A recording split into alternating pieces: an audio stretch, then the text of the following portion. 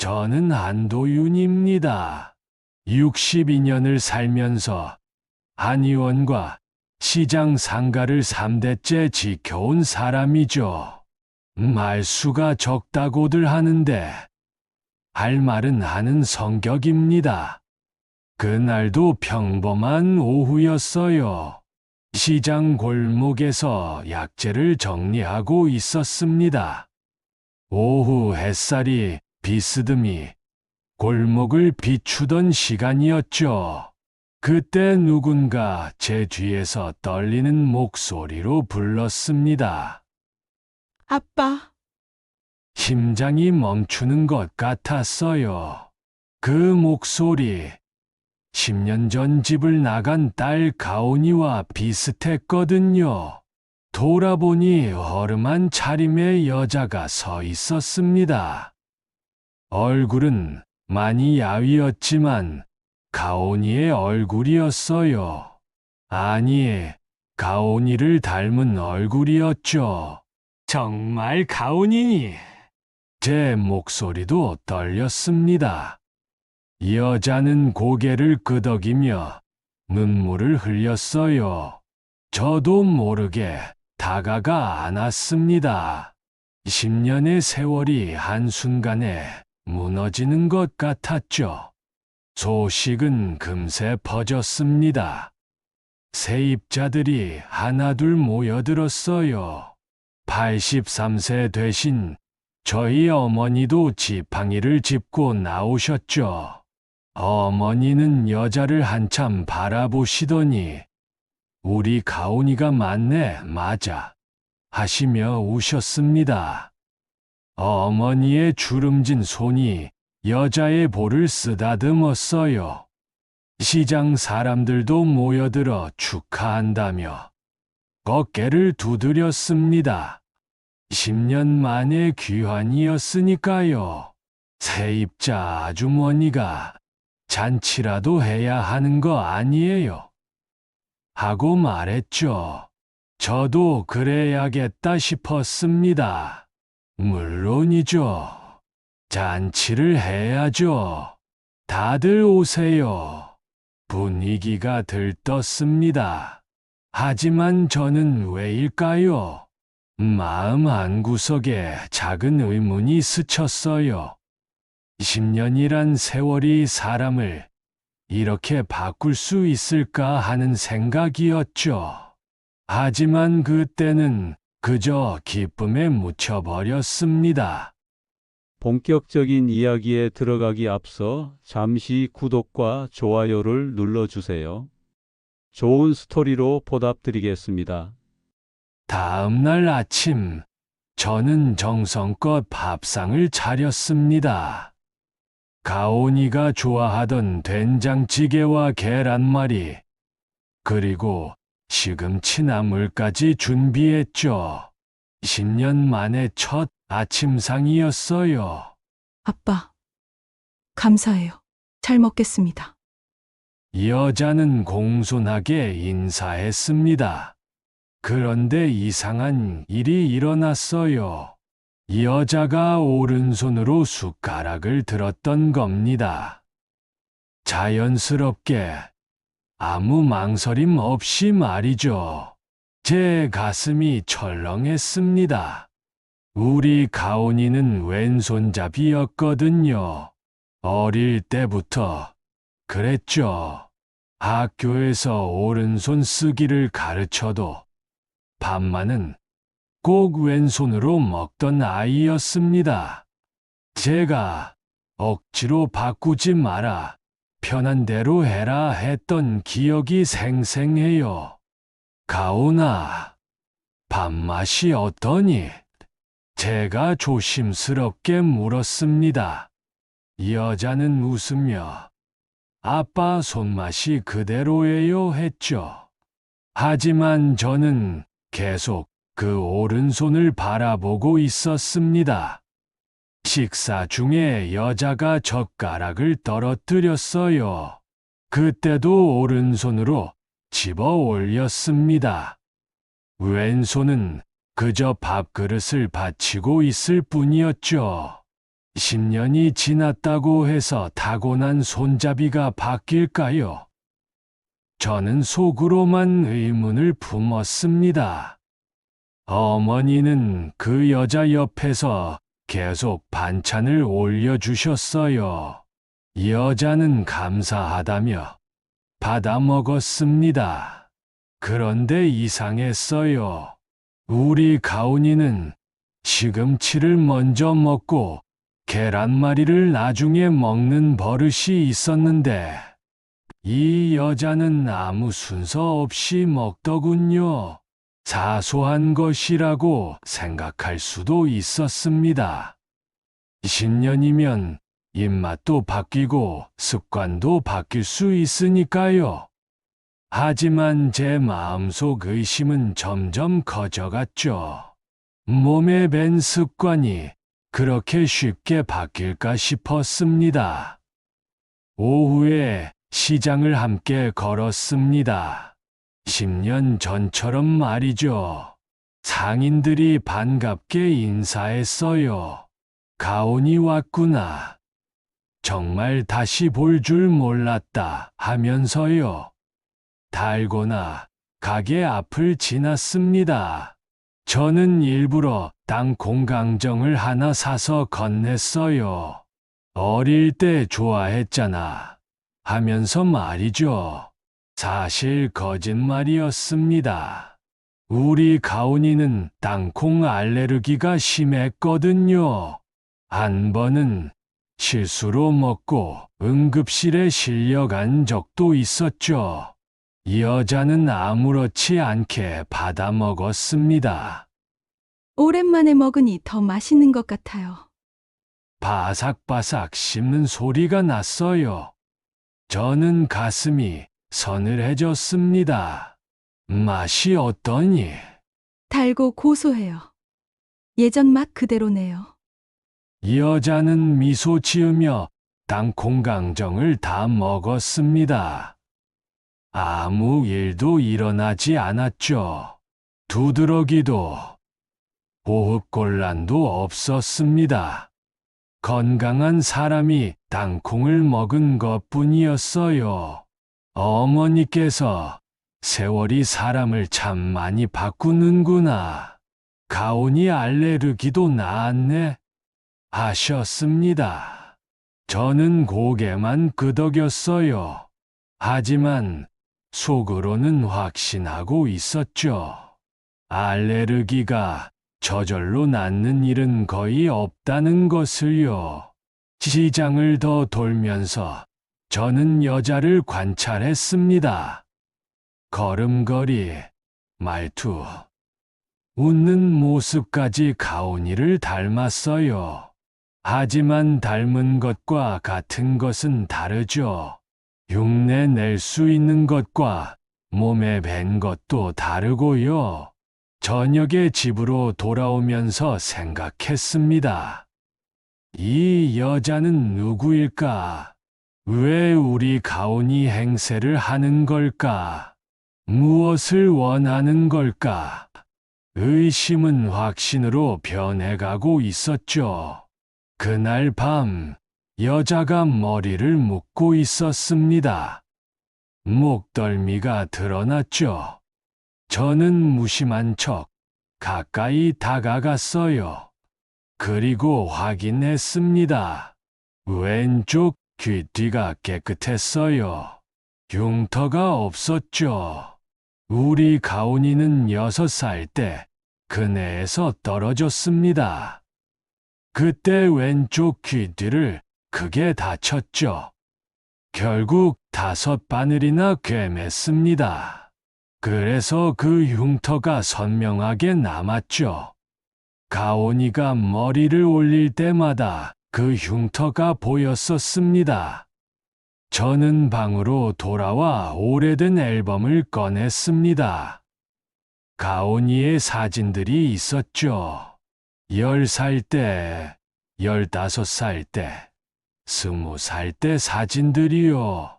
머리를 묶은 사진에서 흉터가 선명히 보였습니다. 왼쪽 귀뒤, 일자로 그어진 흉터였죠. 사진을 보다가 눈물이 났습니다. 진짜 가온이는 어디 있을까?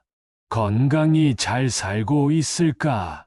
이 여자는 또 누구일까? 분노와 슬픔이 동시에 밀려왔어요. 다음 날 조카 예성이를 불렀습니다. 예성이는 중견 법무법인 소속 변호사입니다. 말보다 행동과 증거를 중시하는 성격이에요. 제가 조용히 상황을 설명했습니다. 왼손잡이가 오른손잡이가 된 것, 땅콩 알레르기가 사라진 것, 흉터가 없는 것을요. 삼촌, 제가 조사해 보겠습니다. 예성이는 짧게 대답했어요. 그리고 며칠 뒤 자료를 가져왔죠. 10년 전 가온이가 실종된 후의 기록들이었습니다. 그리고 최근 몇 년간 가족 찾기 사기 사건들의 신문 스크랩도 있었어요. 삼촌, 이 여자 최연재라는 사람과 인상착의가 많이 비슷해요. 이 여자 생활형 사기꾼이에요. 예성이의 말에 가슴이 무너졌습니다. 하지만 한편으로는 마음이 단단해졌죠. 이제 무엇을 해야 할지 알았으니까요. 그날 밤, 저는 여자와 마주 앉았습니다. 차를 따르며 자연스럽게 말을 꺼냈죠. 가온아, 우리 집 자장가 기억하니? 자장가요? 여자가 잠시 멈칫했어요.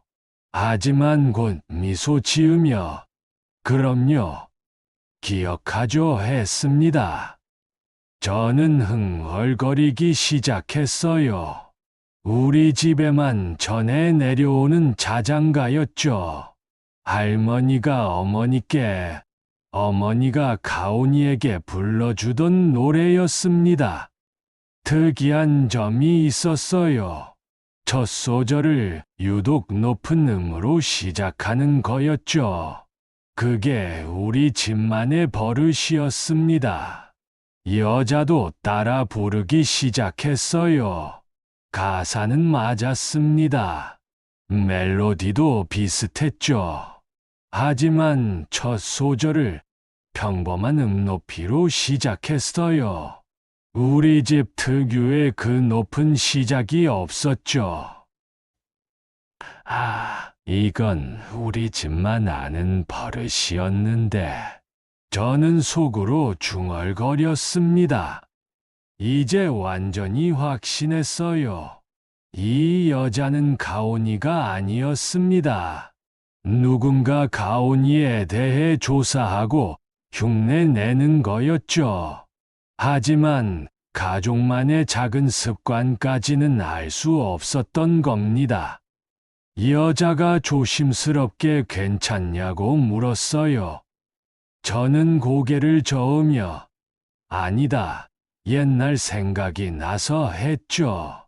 그리고 결심했습니다. 이 거짓을 끝낼 방법을 찾기로요. 그날 끝내 잠을 이루지 못하고 뒤척였습니다. 진짜 가온이를 생각했어요. 어디선가 살아있다면, 이런 일을 알면 얼마나 슬플까? 아니면 정말 세상을 떠났을까? 눈물이 베개를 적셨죠. 하지만 울고만 있을 수는 없었습니다. 우리 가족과 가온이의 명예를 지켜야 했으니까요. 예성이가 더 많은 증거를 가져왔습니다. 최연재라는 여자의 보호관찰 서류, 그리고 과거 사기 전력이었죠. 자세히 보니 이번에도 사기 방식이 똑같았어요. 실종된 가족 행세를 하며 재산을 노리는 수법이었습니다. 삼촌, 이 여자 뒤에 브로커가 있을 겁니다. 예성이 말이 맞았어요. 며칠 뒤 박만복이라는 남자가 찾아왔죠. 상가 브로커였습니다. 그 남자는 잃었던 제 딸이 돌아온 소식을 들었다면서 우선 축하해 주더군요. 그리고는 제 상가를 정리하고 은퇴하여 제 딸과 편하게 여생을 지내라고 유혹했습니다. 박만복의 말에 저는 속으로 냉소했어요. 역시 재산이 목적이었구나. 하지만 겉으로는 관심 있는 척했죠. 그래요? 한번 생각해보죠. 박만복이 가고 난 후 저는 예성이와 계획을 세웠습니다. 연판 교체를 하면서 겸사로 가족 잔치를 열기로 했죠. 공증인과 경찰을 은근히 초대하기로 했어요. 시장 사람들도 모두 부르기로 했습니다. 삼촌 잔치에서 끝낼 거죠? 그래, 예성아. 잔치 때 마무리하자꾸나.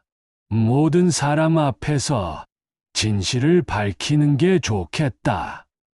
저는 여자에게 잔치 소식을 알렸습니다. 가온아, 내가 돌아온 기념으로 크게 잔치하자. 연판도 새로 하고. 여자는 기뻐하며 정말요 아빠, 감사합니다. 라고 했죠. 그 여자는 재산 정리의 첫걸음이라고 아마 생각했을 겁니다. 잔치 준비를 하면서도 마음이 무거웠어요. 가온이 행세를 하는 이 여자가 밉기도 하고 불쌍하기도 했습니다. 무엇이 이 사람을 이렇게 만들었을까? 하지만 거짓은 거짓이었죠. 바로 잡아야 했습니다. 드디어 잔치날이 왔습니다. 시장 사람들이 모두 모였어요.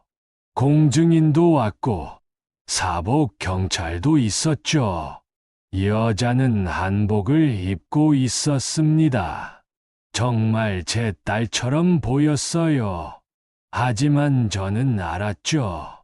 겉모습이 전부가 아니라는 것을요. 음식을 먹고 분위기가 한창 무르익었을 때 저는 일어났습니다. 그리고 차분히 말했죠. 오늘 여러분께 확인받고 싶은 게 있습니다. 사람들이 조용해졌어요. 저는 여자를 바라보며 물었습니다. 우리 가온이는 왼손잡이였어. 그런데 넌 왜 오른손이 편하니? 여자의 얼굴이 굳었습니다. 그리고는 변명을 하기 시작했습니다. 지난 헤어졌던 10년 동안 고쳐졌다고요. 그래. 그럼 땅콩 알레르기는? 응급실에 실려갔던 우리 가온이가 어떻게 땅콩 강정을 멀쩡히 먹니? 여자가 더듬거렸어요. 그것도 자연스럽게 고쳐졌다고 변명하더군요. 저는 계속했습니다. 왼쪽 귀뒤 흉터는 어디 갔니? 6살 때 5바늘 꿰맨 흉터 말이야.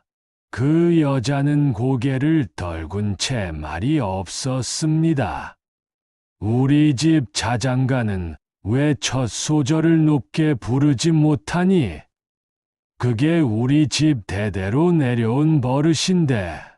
여자는 대답하지 못했습니다. 그때 예성이가 서류를 펼쳤어요.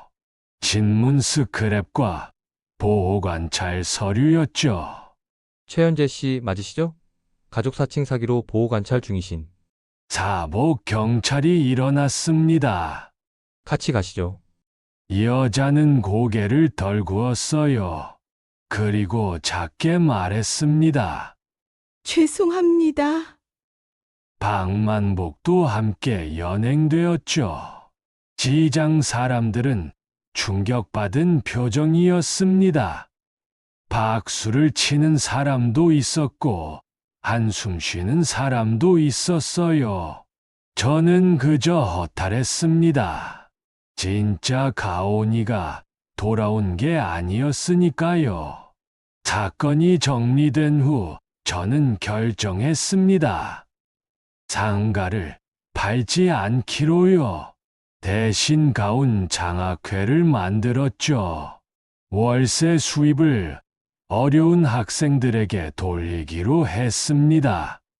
가온이가 살아있다면 그렇게 하기를 바랄 것 같았어요.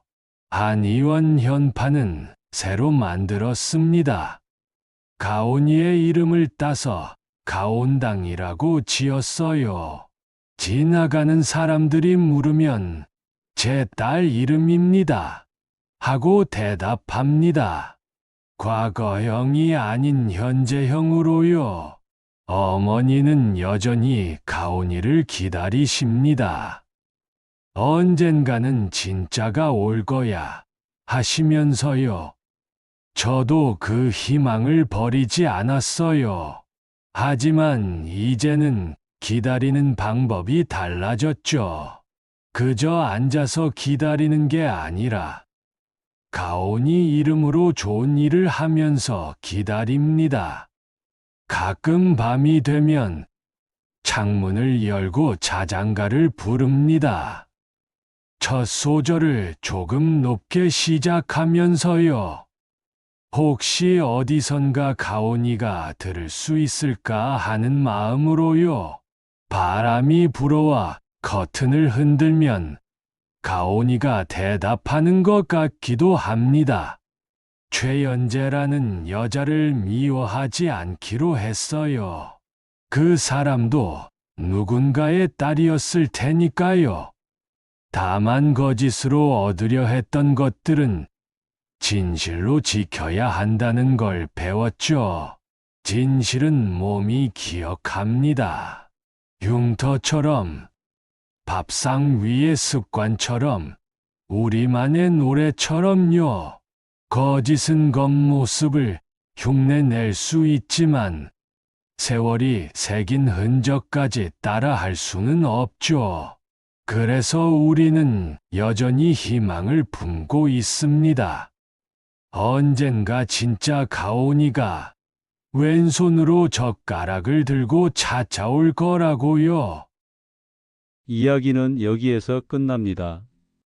3대째 이어온 한의원을 지키던 한도윤은 10년 만에 딸이라고 찾아온 여자를 만났지만 왼손잡이가 오른손잡이가 되고 땅콩 알레르기가 사라지고 귀뒤 흉터가 없어진 것을 발견하고 사기꾼임을 밝혀냈습니다. 진실은 몸이 기억한다는 것을 보여준 이야기였습니다. 혹시 여러분도 오랜만에 만난 사람에게서 설명할 수 없는 위화감을 느껴본 적이 있으신가요? 오늘의 이야기도 재미있으셨나요? 앞으로도 감동적인 인생 이야기로 여러분을 찾아뵙겠습니다. 오늘도 좋은 하루 되시길 바라며 채널 구독과 좋아요 부탁드립니다. 감사합니다.